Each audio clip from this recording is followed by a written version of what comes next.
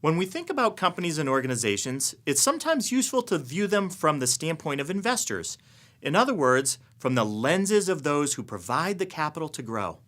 Investors, by and large, provide capital in two forms, debt and equity. And if investors lend money to your organization, we want to be aware of what drives value for them.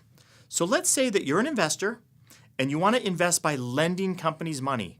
What choices do you have? What does this mean exactly and how does it work?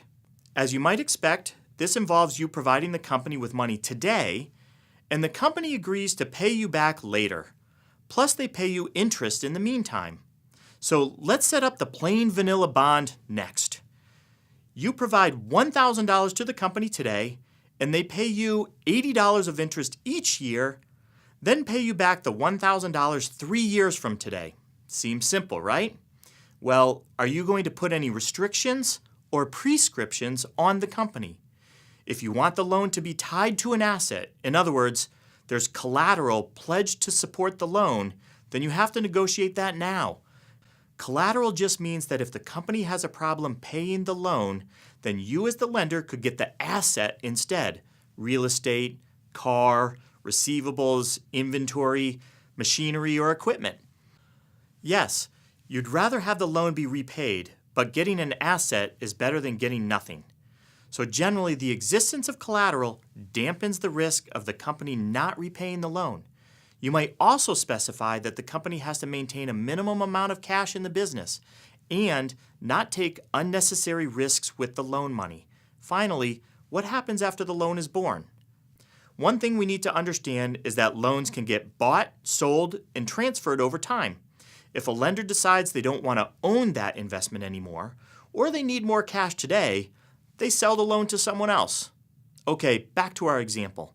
We have the loan set up, so you have lent money to a company who will pay you back $80 each year for 3 years, then $1,000 back at the end of 3 years. So now you go to sleep and you wake up tomorrow and things have changed. Specifically, interest rates have gone down by 1%. Yesterday, they were at 8%, and now they're at 7%. What happens to the loan? Is it worth the same as it was yesterday? Let's think about this. What exactly does it mean?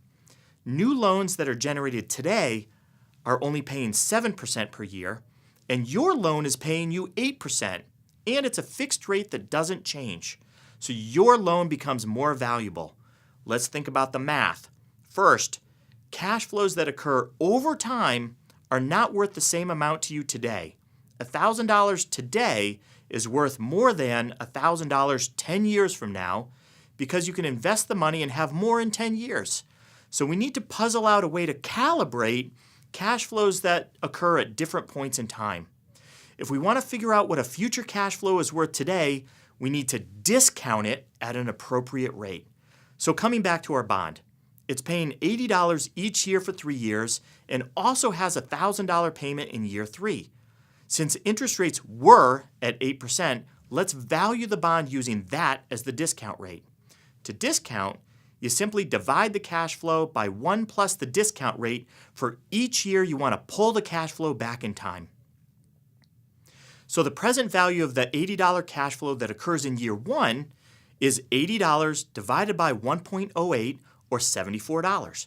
This means that you would be indifferent between having $74 today or $80 a year from now, since you could invest the $74 for a year at 8% and end up with $80. The present value of the $80 cash flow that occurs in year 2 is $80 divided by 1.08 twice, so 80 divided by 1.08 once is 74, and divided by 1.08 again gets us to $69. Now for year 3, you're scheduled to receive a total of $1,080, the final interest payment plus the repayment of the principal. We find the present value by dividing by 1.083 times. This gets us to a total of $857. So where do we stand?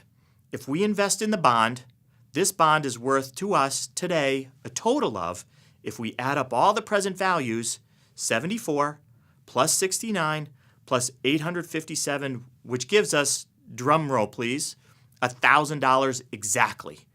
Okay, this is no coincidence. This is exactly what we lent to the company today, so it all ties together. Now back to the question. What if interest rates go down to 7%? First, your bond will still pay 80, then 1,080. But since market interest rates have changed, other bonds are paying less, so your bond will become more valuable. But by how much? Let's redo the math using the bond's cash flows, but now using the new 7% discount rate. Or this is the rate that you divide by. The first $80 payment divided by 1.07 will now give you $75. The second $80 payment divided by 1.07, then again by 1.07, will be $70. The year 3 total cash flows of $1,080 divided by 1.07 3 times will give you $882. So we have present values now of $75, $70, and $882. And if we sum these together, we now get $1,027. So the value of this bond has increased because interest rates have gone down. So now if you wanted to sell the bond to someone else, they would need to pay you $1,027. If you take a step back, the bond was worth $1,000 and is now worth more. So in addition to the interest payments of $80 per year, the bond has a capital gain of $27. If interest rates had gone up instead of down, then other newly issued bonds will be paying more than your bond, so your bond's value will go down. In conclusion, a bond's value is the present value of the future cash flow stream discounted at the prevailing market rate of interest. And a bond's value is inversely related to a change in interest rates.